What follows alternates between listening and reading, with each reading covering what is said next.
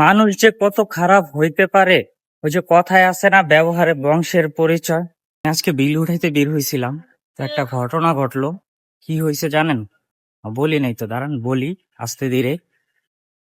হয়েছে কি, আমি একটা বাসায় বিল উঠাইতে গেছি। আমি বিল উঠাইতেছিলাম বাম সাইডে, আর ডান সাইডে একটা বৃদ্ধ মহিলা মানে সাহায্যের জন্য গেছিল। তো বৃদ্ধ মহিলাটা নক করছে, তো একজন লোক বের হইছে। বের হয়ে মানে এত বাজে ব্যবহার করছে, বলার বাইরে। পারে না যে বৃদ্ধ মহিলাটাকে মারে, এরকম অবস্থা। এটাই হয়েছে মানুষ। এটা কিন্তু রমজান মাস, মানুষের এতটুকু বিবেক থাকা উচিত।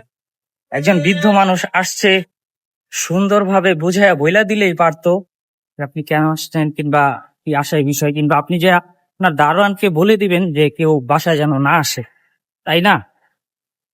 তো রমজান মাসে এত বাজে ব্যবহার করছে মহিলাটার সাথে, আমি দেখা আমারই কষ্ট লাগছে অনেক। মানুষ এত খারাপ কিভাবে হইতে পারে? কালেকশন শেষ আপাতত, এখন অনেক বিল বাকি আছে, নিতে পারি নাই সময়ের অভাবে। তো এখন বাসার দিকে যাচ্ছি। সবাই ভালো থাকবেন, আল্লাহ হাফেজ।